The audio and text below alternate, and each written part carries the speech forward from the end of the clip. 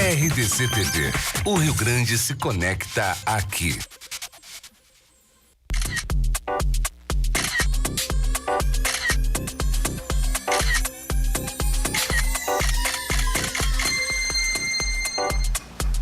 E aí, gente, mais um virou moda pra começar. Começar não, né? Já estamos depois do meio-dia, já é pra continuar essa quinta-feira maravilhosa. E hoje a gente vai tratar de dois temas muito relevantes.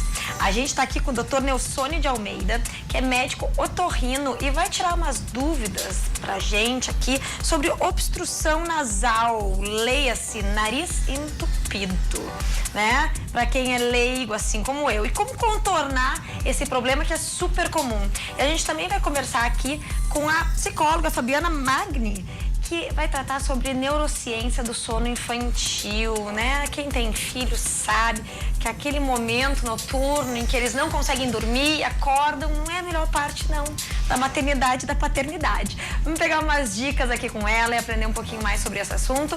E nos dois casos, né, aprender também a ter uma qualidade de vida melhor, porque a coisa que incomoda é um nariz entupido. E nós vamos falar sobre isso agora, né, doutora? Porque tem uma fila de gente que já veio aqui, passou pelo estúdio dizendo, vou vir, porque eu tenho esse problema, eu tenho rinite, sinusite, nariz entupido, não sei o quê.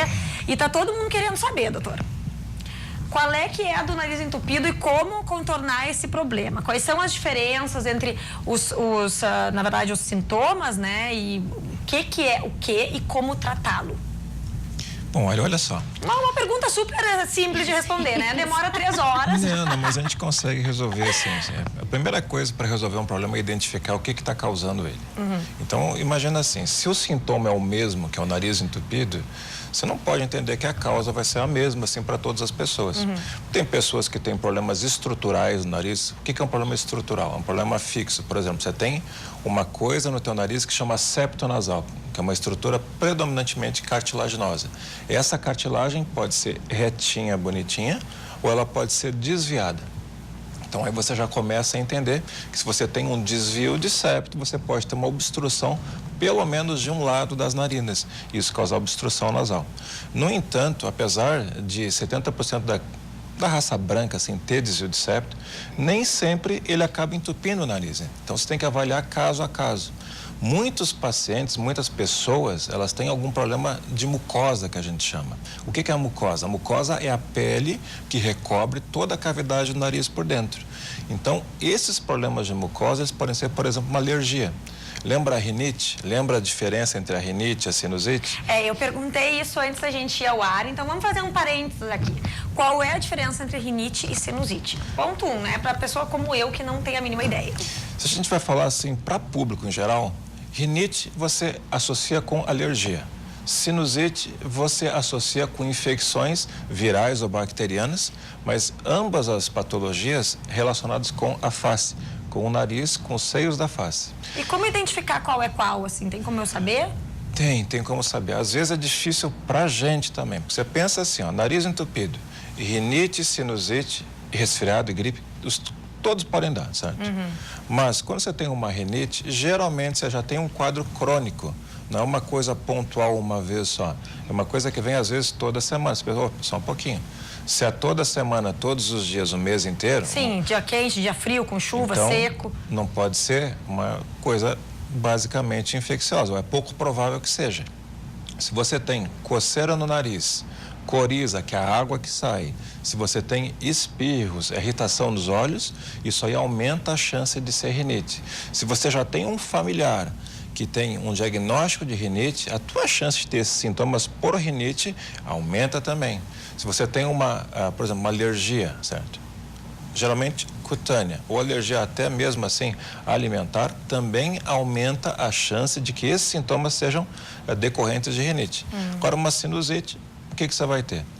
Você vai ter predominantemente secreção amarelada, esverdeada, você vai ter muitas vezes febre, nariz entupido, aquele quadro assim que você fica prostrado, que é caidinho mesmo, você vê que é diferente, certo? E muitas vezes, assim, nós na medicina nós classificamos coisas, certo? Isso é traduzido, assim, pro público de uma maneira diferente. Por exemplo, Qual é a rinite mais comum? É alérgica? Não. A rinite mais comum é a rinite infecciosa por vírus, certo? Então, a rinite mais comum seria por vírus.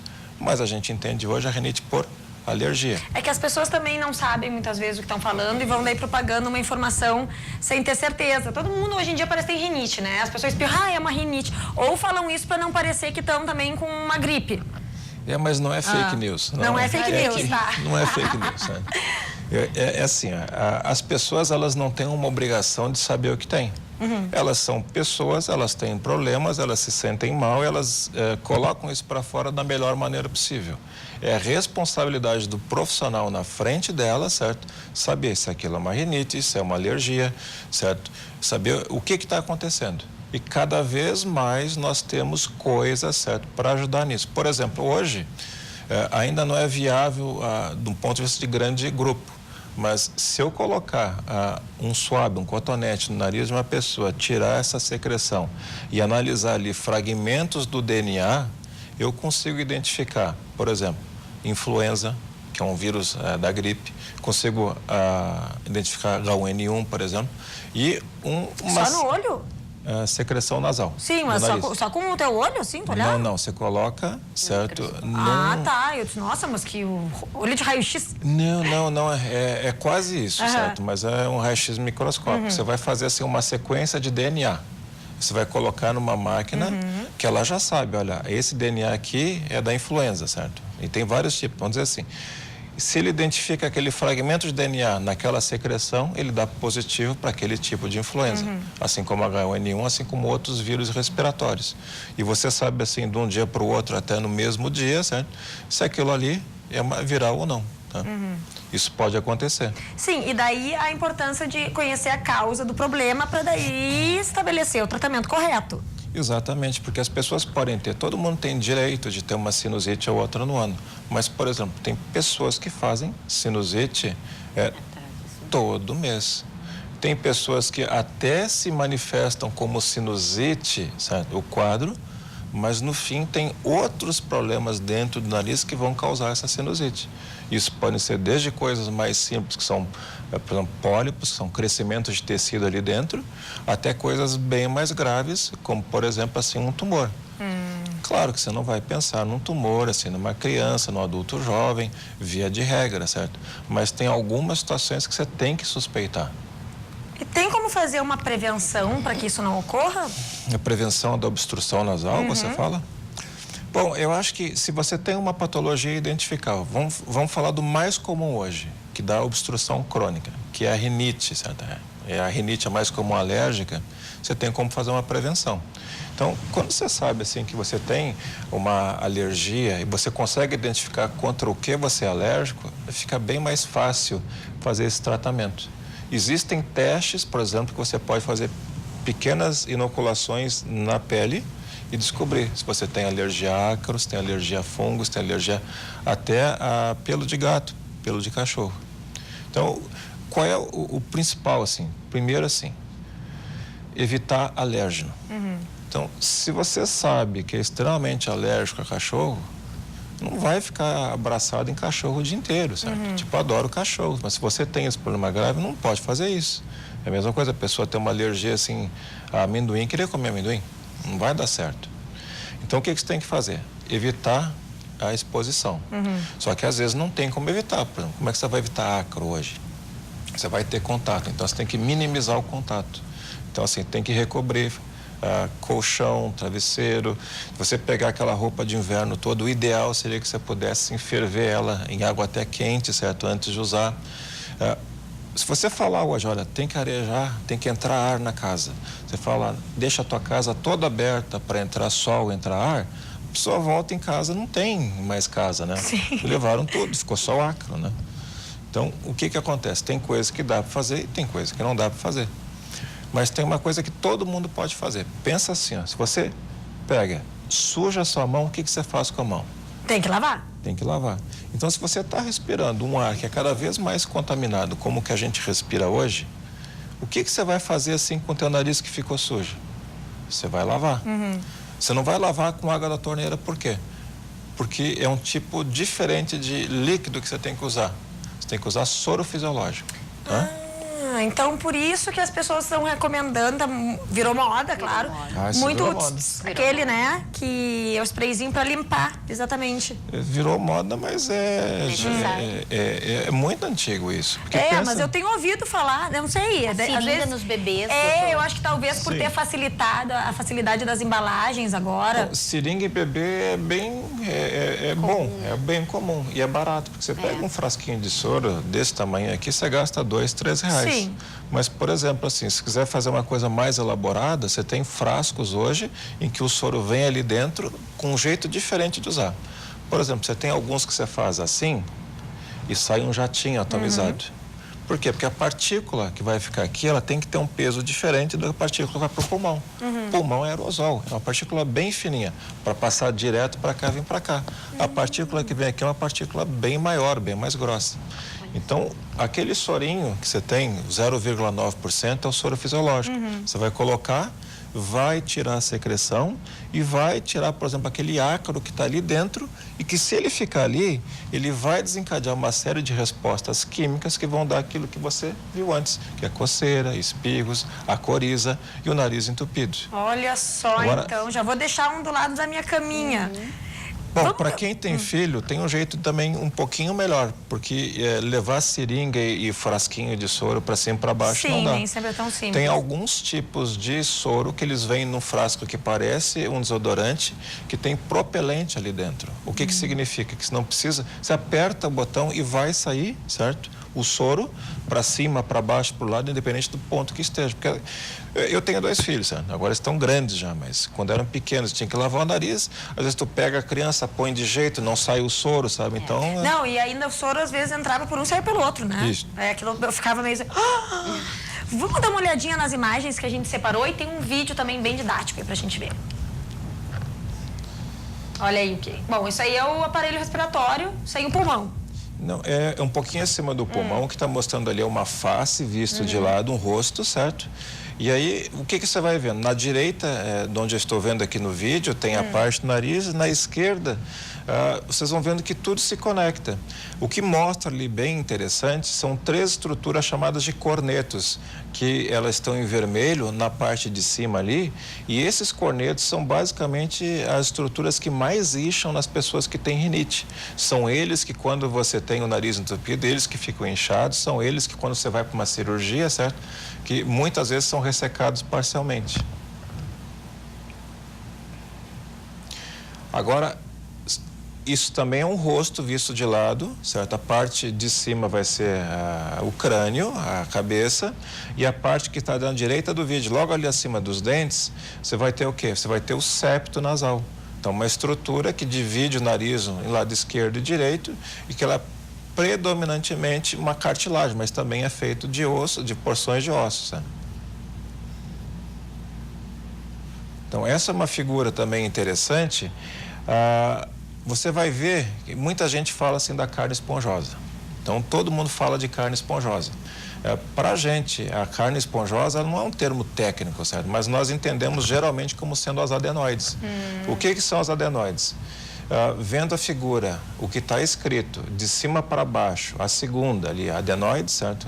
É uma referência em inglês. Lá no fundo do teu nariz, você vai ter uma estrutura que ela é semelhante às amígdalas, que são aquelas bolas que você tem no fundo da garganta. O que acontece? São tecidos que são feitos para proteger o corpo de infecções, e quando pega, certo? E tem uma alergia, quando tem uma reação do corpo exagerada, aquilo pode aumentar de tamanho e obstruir o nariz. Olha, só sobre as adenoides também, eu tenho um monte de dúvidas, mas a gente vai ter que ir pro intervalo, então não sai daí.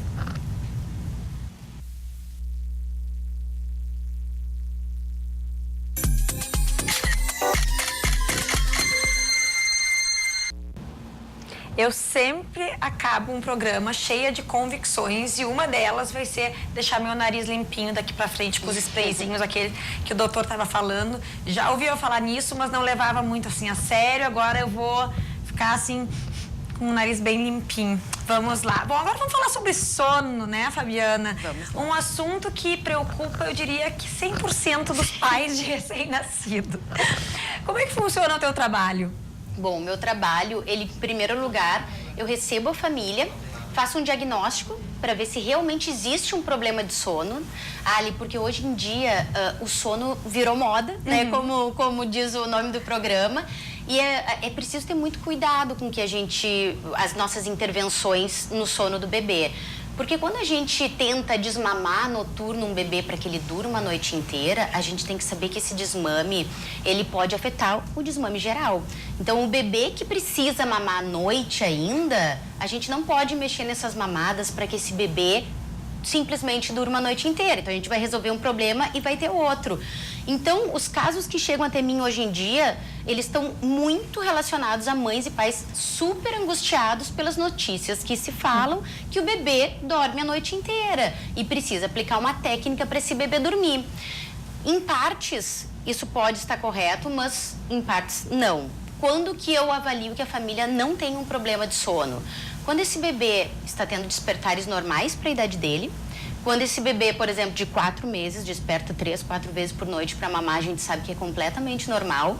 Agora, claro, os bebês mais velhos que continuam despertando muito, é preciso nessa avaliação ter ideia do desenvolvimento dele, onde é que ele está, esse bebê está começando a engatinhar. Pois é, o que é bebê mais velho nesse conceito? Depois dos 6 meses, porque ao redor dos 4, 5, é quando eles começam a fazer um soninho muito parecido com o do adulto. Até então, o recém-nascido, até os 3 meses, ao redor dos 3, 4, eles fazem um soninho bifásico, que é um soninho que é muito mais fácil de emendar um ciclo no outro, porque nós também, todos nós acordamos, na verdade, à noite. Só que o que a gente tem que aprender é a voltar a dormir. Nós dormimos em ciclos de sono e cada vez que termina um ciclo, a gente tem um despertar leve e é o momento que todos nós viramos de lado, puxamos a coberta e voltamos a dormir.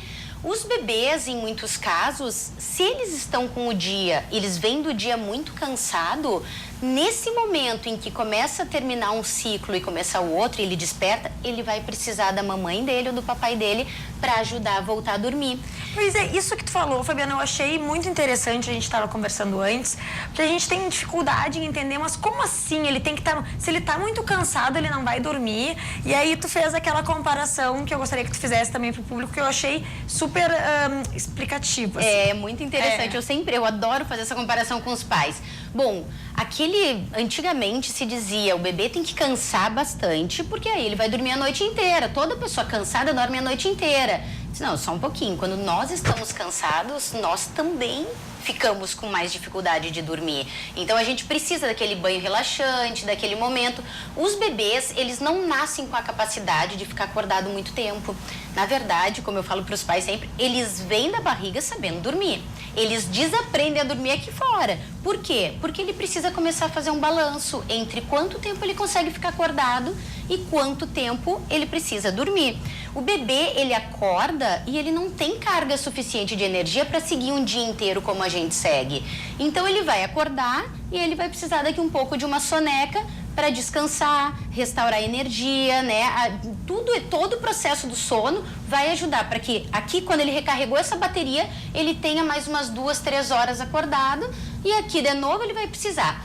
Se a gente não faz a soneca, esse bebê que precisava ficar ali ao redor de, no máximo, 2, 3 horas acordado, ele começa a ficar choroso, ele começa a se jogar para trás, ele não quer comer, ele não quer mamar. Então, às vezes, o que acontece é que a gente vai dar uma mamar lá quando ele está com sono e ele não mama.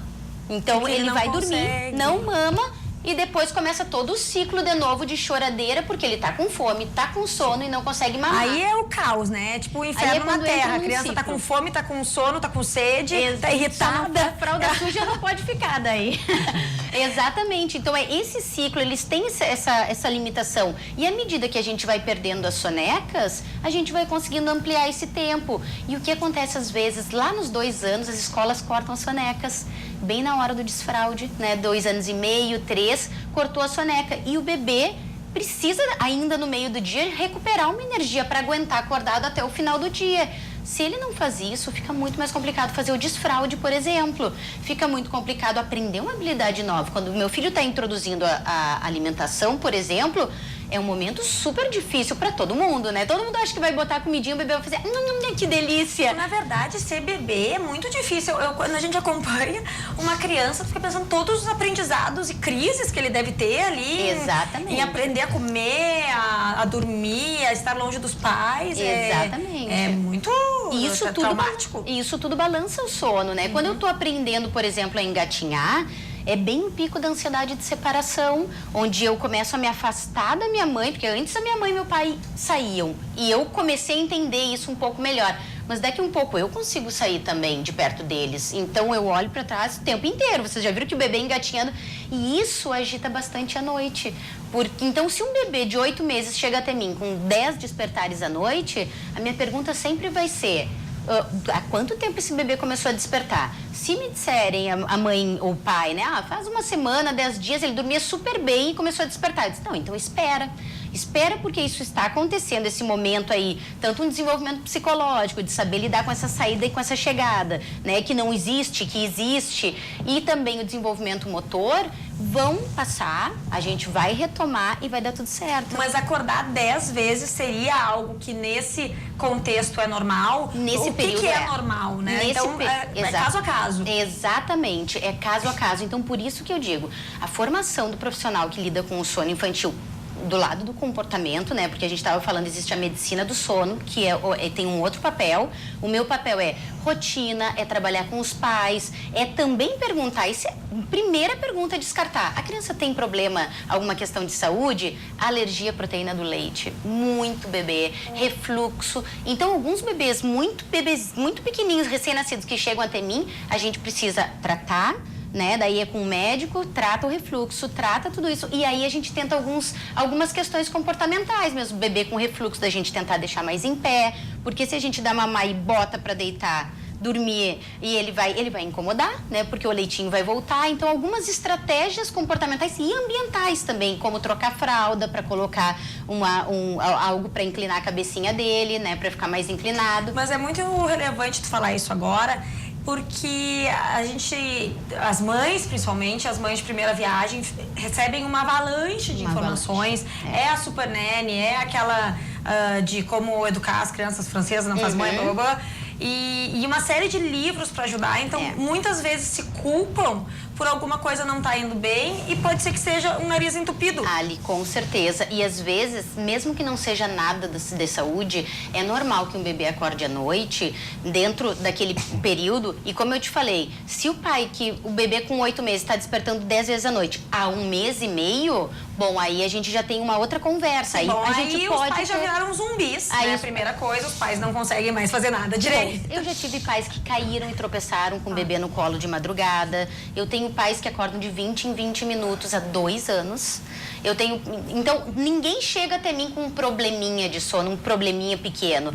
Todo mundo, ou quando chega, não é o meu papel. Aí sim, eu tenho uma consulta de orientação, onde eu trago para os pais como funciona o sono, o que é normal, o que não é, para aliviar. E essa consulta não existia, eu não fazia. Eu comecei a fazer porque as mães chegavam até mim culpadas, exatamente o que tu falaste. Nessa semana eu já escutei 2 frases que eu tô com o meu coração partido, que é eu me sinto a pior mãe do mundo porque o meu filho não dorme. E a outra foi, eu me sinto destroçada porque o meu bebê não está dormindo. E eu disse, não, só um pouquinho, né? Eu chego a arrepiar, porque quando a gente fala numa mãe que está no pós-parto, e o pós-parto não são só 40 dias. Dependendo, esse pós-parto pode se prolongar por muito tempo. Pode ser 6 anos, assim? Pode. Sinceramente, acho que nunca vai terminar, né? Depois daquele pós-parto, a gente vai viver de uma outra forma. Mas a gente vai começar a lidar com isso. Então, a gente tem que cuidar quando a gente expõe em público faça o seu bebê dormir a noite toda com 4 meses. Não, espera só um pouquinho. Mas o médico autorizou o desmame noturno, mas a mãe tem interesse em continuar amamentando, então tem tanta coisa que a gente precisa buscar. Como que esse bebê que já introduziu a comida está comendo? Esse bebê está comendo bem? Ele pode realmente estar acordando 10 vezes porque ele está morrendo de fome, né? Então, às vezes a gente fala, não precisa mais. Ou daqui a pouco não está digerindo bem aquela alimentação. Ali, feijão, às vezes tem uma mistura de janta, feijão, brócolis, couve-flor, pro bebezinho, e ele acorda mais por um desconforto. Então, o meu trabalho é investigar. E aí entra também o que a gente estava falando do nariz entupido, né? Em muitos casos, os pais que me mandam foto dos quartos dos bebês com um mosquiteiro, eu sempre pergunto, vocês já lavaram esse mosquiteiro? Nunca ninguém lavou mosquiteiro. E o mosquiteiro, ele enche de pó, assim como todos os nichos que tem Aquele monte de bicho de pelúcia, um monte de bicho de pelúcia, exatamente. O meu filho tem bastante alergia, eu precisei tirar tudo da parede, deixar bem limpo o quarto, só com a cama, algumas coisinhas, né, de enfeite, mas isso são coisas que a gente precisa perguntar, porque aquele bebê que é muito alérgico, que chega até mim, mas que já está sendo tratado, ele também vai apresentar uma questão de sono, porque ele desde bebezinho aprendeu a dormir acordando o tempo inteiro. O bebê que vem do refluxo, por exemplo. Não, já tratou o refluxo, mas acorda de meia hora. Virou um hábito. Virou um hábito, e aí é comportamento. Então, o refluxo tratou, tá 100%, agora nos sobrou aquele comportamento. Então, o ambiente do sono eu analiso a alimentação, introdução alimentar, como é que estão essas mamadas, se é livre demanda, como é que é essa livre demanda. Então, tem assim, claro, e a dinâmica familiar que é fundamental. O que acontece? A gente recebe uma tabela de horários. O bebê tem que dormir das 7 da manhã às 7 da noite às 7 da manhã. Mas o pai está em casa às 7 da noite, esse bebê pode dormir tão cedo? Ele vai interagir com a família ou a gente acha que o sono é prioridade máxima nessa vida, que sem dúvida nenhuma é uma delas, mas a gente precisa colocar tudo em sintonia, porque a gente não pode achar como se bem de hoje em dia, né, que o sono é o máximo, que é só isso que a gente precisa cuidar. Pois é, Fabiana, e assim, isso é realmente algo que pega. Bom, das 7 às 7. Aí a rotina familiar, os pais estão em casa, dormem mais tarde, querem aproveitar um pouco mais daquela criança, mas aí tu te confronta com aquela situação de, tá, mas o hormônio do crescimento, a criança atinge o pico meia-noite, tem que dormir cedo, papapá. Então, como lidar com isso tudo? Qual é a rotina, genericamente falando, claro, cada caso é um caso, né? O que seria de dica, assim, dentro de uma rotina que se aplicaria possivelmente a todos os pais? Certo. Ali, esse tempo a ida para a cama, eu digo sempre que eu sou muito flexível até às 9 da noite. Eu não sou muito mais flexível do que isso. Porque sim, existe a questão dos hormônios e vários hormônios, né? Tem inclusive o hormônio antidiurético que ajuda o bebê a segurar o xixi de noite quando ele está desfraldando. Esse bebê, se ele está indo dormir muito tarde, às vezes pode ter muito mais dificuldade de segurar esse xixi durante a noite. Então, é incrível o nosso corpo como funciona. O nosso sono, ele tem um propósito incrível. Então, por isso que eu digo, vamos ser flexíveis. Se os pais trabalham de casa, por exemplo, eu tenho vários pais que trabalham de casa, né? E aí sim a gente pode ter uma rotina cedo. Bom, então, que horas vocês começam a trabalhar, que horas vocês terminam, vamos flexibilizar. E aí eu preciso entender bem o dia dessa criança. Se ela vai precisar de 2 sonecas, se ela vai precisar de 3 sonecas, para eu poder jogar com esse tempo aqui, porque eu não posso fazer uma soneca lá no começo do dia e deixar a criança acordada todo esse tempo para ir para cama estressada, como eu falei, né? Estressada, não, criança estressada não dá, né? A gente vai pro intervalo e já volta.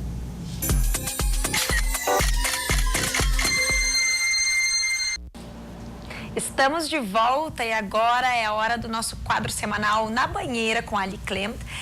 Aquele espaço maravilhoso lá na Mostra Elite, né? Onde a COD gentilmente nos oferece produtos maravilhosos para iluminar ainda mais o nosso espaço. E o quadro de hoje é com a Sheila Liotti, uma figuraça, cheia de energia. Não sei como a gente conseguiu manter ela na banheira por tanto tempo. Vamos conferir.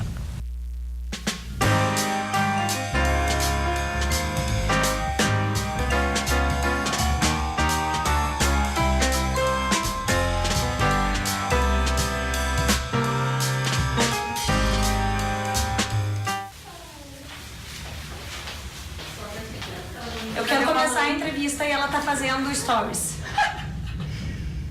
Sheila Liotti, estamos aqui com a influencer mais enérgica do estado do Rio Grande do Sul, quiçá do mundo. Amiga, só não mais enérgica do que tu, né? É que a gente tem mais ou menos uma coisa meio parecida.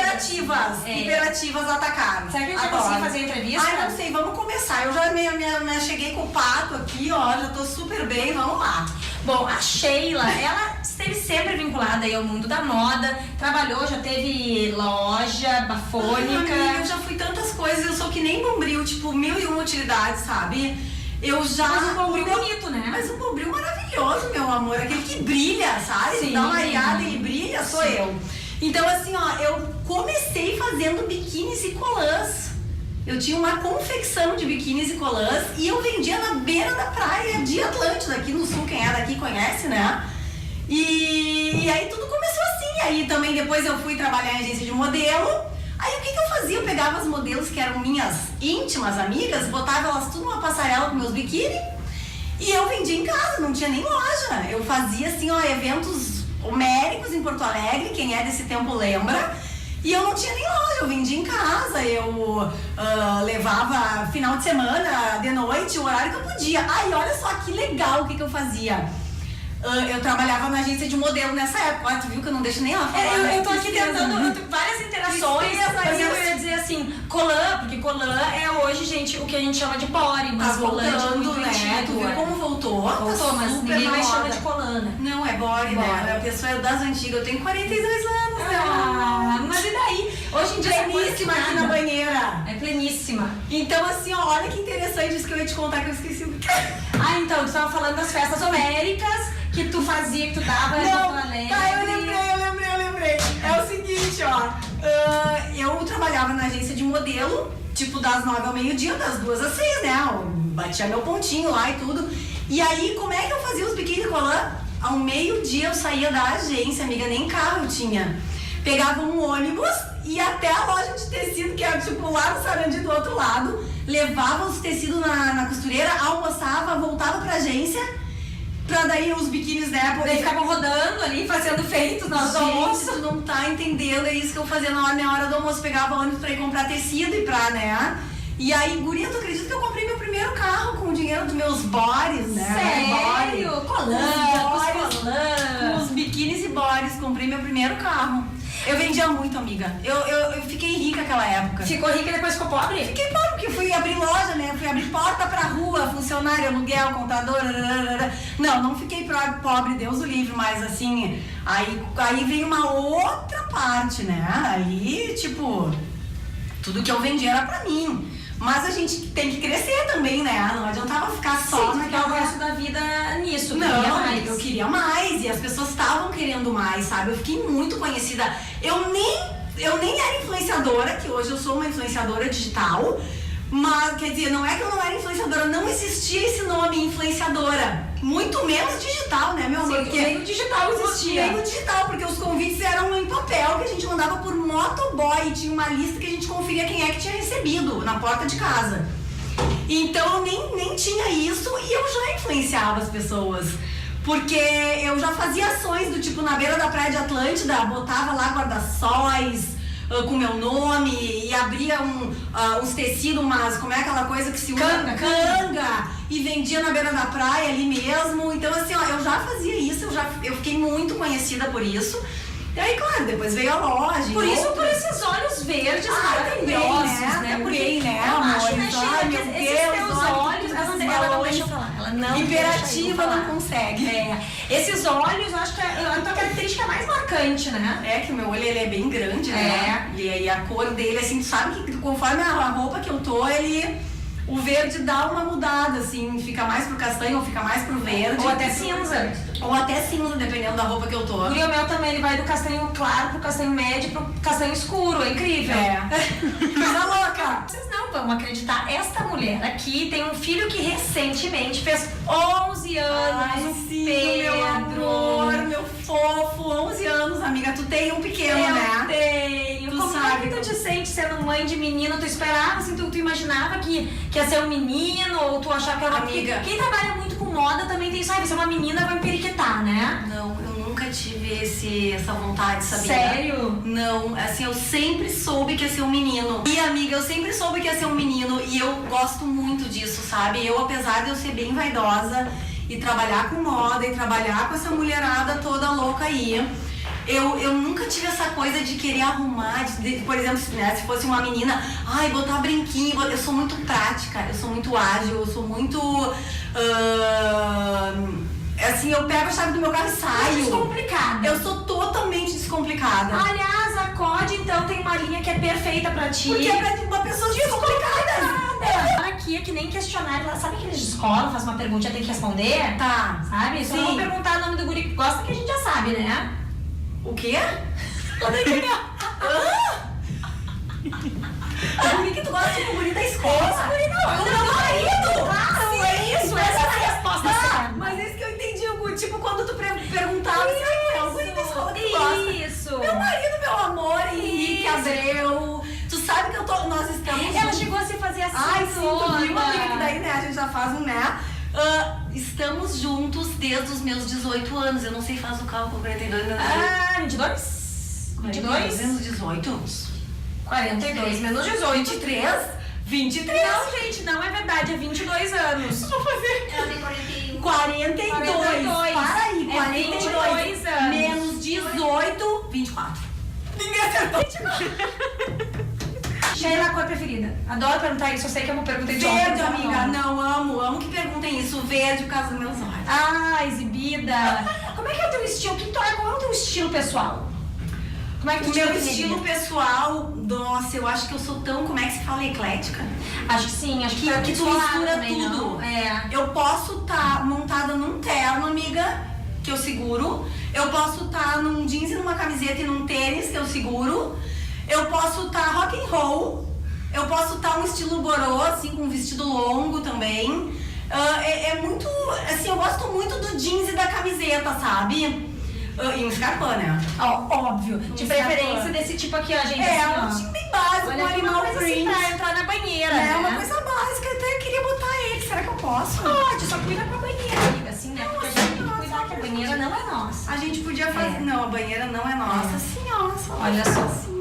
Esse é Uma o... banheira com Ali Clown. E eu servindo de príncipe da Cinderela. Ai, meu Deus. Sheila, Vamos tirar. tira. Olha aqui, ó. É isso aí, minha filha. Tu é maravilhosa. Foi Tu que é? a banheira mais bagunçada que eu já fiz. Aliás, tu podia entrar aqui comigo, né? Vem. Beijo pro Virou Moda agora. Então, minha um filha. beijo enorme pra todo mundo que tá assistindo Virou Moda, que eu amo de paixão. Já é a segunda vez que eu venho aqui, já tô tão em casa, amiga. Em casa, maluco. Olhem o que chegou pra deixar o nosso ambiente ainda mais lindo. Segue, eu vou deixar aqui, né? Segue, eu vou levar pra casa. Os novos produtos da linha Code City. E eles vêm, esse aqui é pra crescimento e volume perfeito pra mim. E vem com isso aqui, ó, me cheira, me leva, me usa. Sheila, que figuraça! A gente tava chorando de rir aqui com o teu alto astral, tu é sensacional. Muito obrigada pelo convite de entrar lá na nossa banheira. E agora a gente vai direto pro intervalo. Beijo, até daqui a pouquinho. E agora a gente vai para o nosso Drops de Moda e hoje é sobre o uso das peças em vinil ou verniz que estão super em alta, seguem ainda pro verão. Vou mostrar aqui, olha aqui, ó, vou mostrar. Hoje eu tô também com uma, que eu fico sentada, vocês não veem, ó, uma calça estilo jogger, mostrando que é super fácil de usar, tá? E a gente vai conferir no Drops de Moda, roda aí.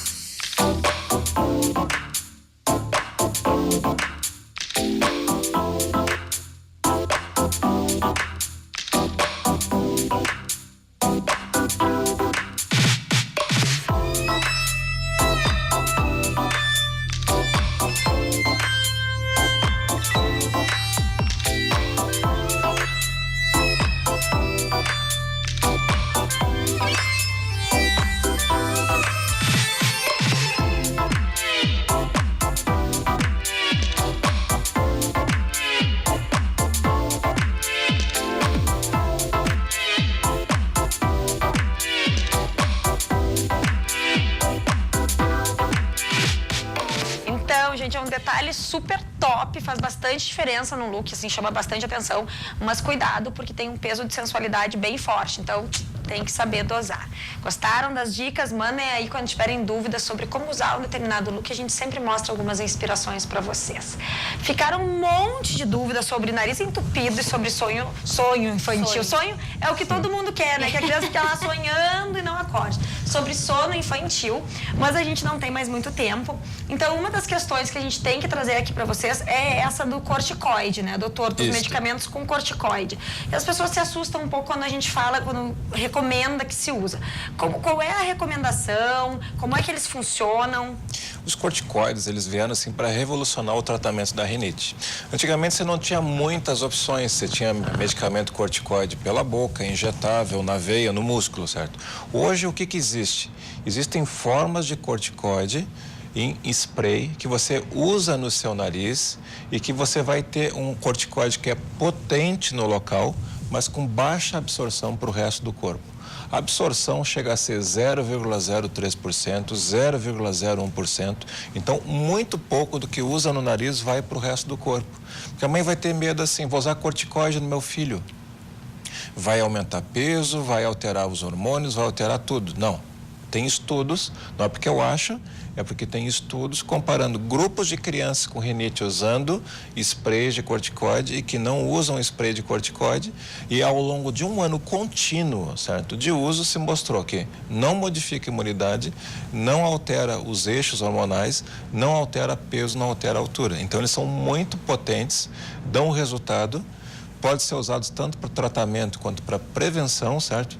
Então, tem que perder um pouquinho desse medo. Pois é, e aí, mas nesses casos, para prevenção, o que é recomendável? Posso ir eu lá e comprar um spray com corticoide para o meu filho ou com cautela? O que eu faço no consultório? A minha função no consultório não é que o paciente venha todo mês comigo para que eu só possa se manejar com a minha presença. Você tem que ter o quê? Primeiro um diagnóstico. Depois você vai iniciar um tratamento. Você vai ajustar uma medicação. Você vai saber o que funciona, o que não funciona. Às vezes, junto com corticoide, você precisa de antialérgicos em comprimido, em xarope, junto, certo? Então, cada paciente vai ter um caso customizado.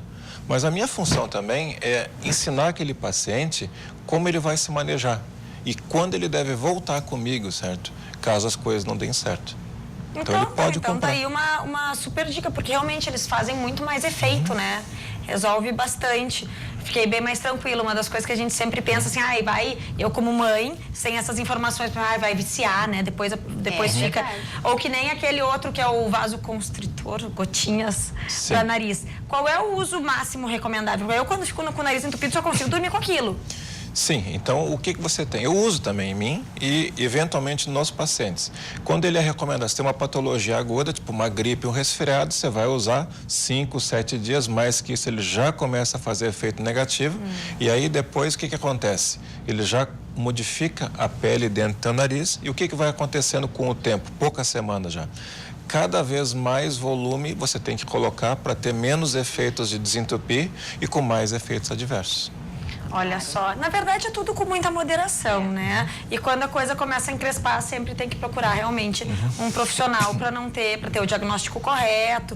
Mas é incrível o número de pessoas que têm problema mesmo de nariz, né? Sim. Será que isso tem alguma relação com poluição, com temperatura, com essas alterações que a gente tem? O que nós sabemos é que os diagnósticos de rinite têm aumentado no mundo. É evidente assim que o mundo moderno que a gente vive favorece isso, mas nós não temos ainda o exato motivo pelo qual vem aumentando. A sujeira vem aumentando, os ácaros aumentando, nós não saímos mais para a rua, certo? Nós ficamos trancados em cubículos, aqui nós estamos num quadrado, é diferente, sabe? Olha só, muitas coisas para aprender e refletir hoje.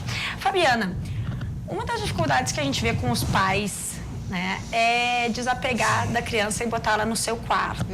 O que é recomendável? Tem gente que fica por meses com o bebê dormindo no seu quarto, do lado da cama. Alguns pais conseguem fazer essa transição mais rapidamente. O que tu recomenda como psicóloga? Ali, eu faço um equilíbrio, né, entre a necessidade e a segurança do sono, que hoje em dia, tanto a Associação Brasileira quanto a Americana de Pediatria, elas recomendam que os bebês fiquem no quarto dos pais até pelo menos 6 meses, o mínimo. Eles pedem para ficar até 1 ano. Então, a psicologia, ela sempre traz um foco muito grande por causa da independência do bebê. Eu acredito que desde que o bebê esteja ali na caminha dele, pela segurança do sono, principalmente com o bebê recém-nascido no meio dos pais, é muito perigoso.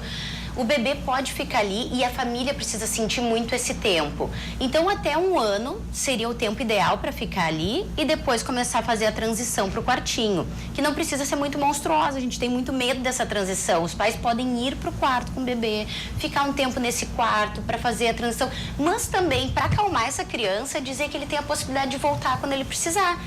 E conversar com ele, falar com ele, por que ele está indo. Então, é preciso que a gente converse com eles para que eles entendam. A gente simplesmente não pode tirar o bebê e colocar no quarto dele.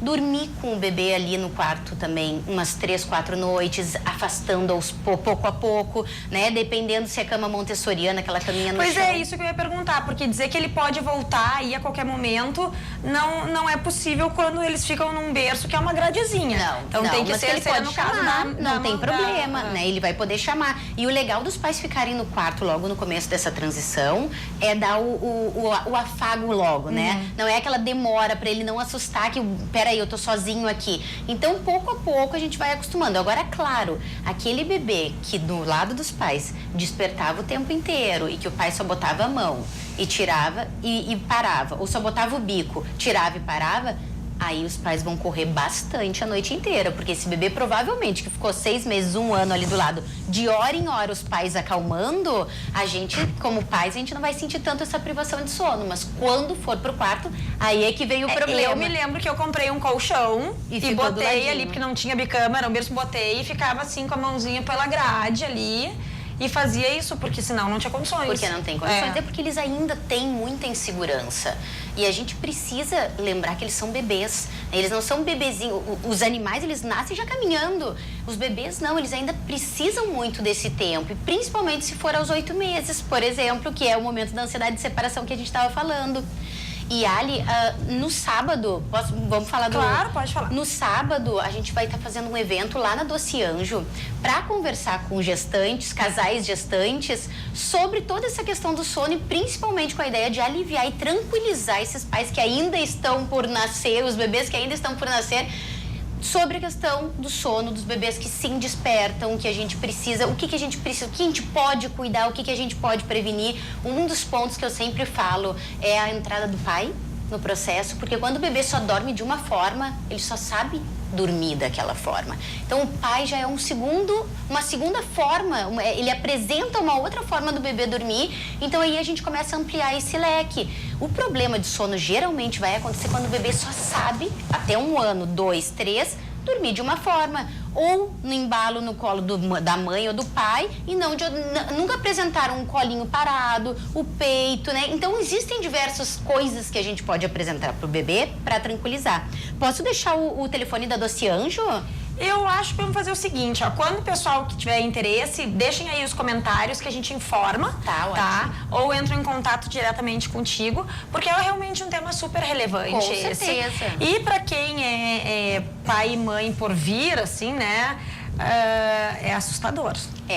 Principalmente com esse monte de informação que a gente está tendo. E muita informação que às vezes não seria certa para ti, pro teu contexto. Que o bebê vai dormir a noite inteira e de repente o meu bebê não dorme, então a gente fica pensando naquilo que eu falei no começo, a mãe e o pai no pós-parto, com que tudo é novo, tudo é muito difícil, e a gente com uma informação de que esse bebê deveria estar dormindo e ele não está. E a gente começa com a culpa. Eu tô fazendo mal pro meu filho, eu não tô fazendo bem, porque que eu, mãe, não consigo fazer? Sim, o que eu tô fazendo de errado, né? Porque todas as mães devem conseguir e eu que não, eu sou a única, eu sou a pior mãe do mundo. Eu já falei várias vezes. Sempre tem a vizinha que o bebê dorme a noite inteira. Eu sempre digo para meus clientes, não, eu tenho certeza que tu tens uma vizinha que o bebê dorme a noite inteira. O que é dormir a noite inteira, gente? Eu sempre pergunto. Tem gente que diz que é da meia-noite às 5. Isso não é uma noite inteira, eu não entendo como uma noite inteira. Tem gente que diz, não, eu só vou lá e dou o bico e já passa. Bom, então tu tens que fazer intervenção. Sim, isso já altera o teu ritmo. Ah, não, mas pra mim então é a noite inteira porque eu nem sinto. Bom, então cada pessoa tem a sua maneira de ver e cada bebê de reagir. Agora, quando eu recomendo a consultoria do sono, quando o sofrimento começa a aparecer, tanto do bebê quanto dos pais. Então, viram, gente, para tudo se tem um jeito, muita calma nessa hora, podemos resolver desde nariz entupido até o sono do bebê. Agradeço muito a presença de vocês aí do outro lado da câmera e agora vocês ficam com a Elione Preste no Arquitetura e Design. Um beijo e até amanhã.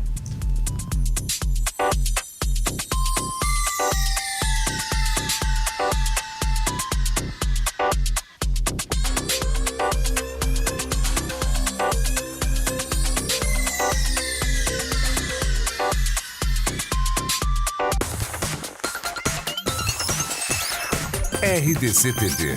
O Rio Grande se conecta aqui.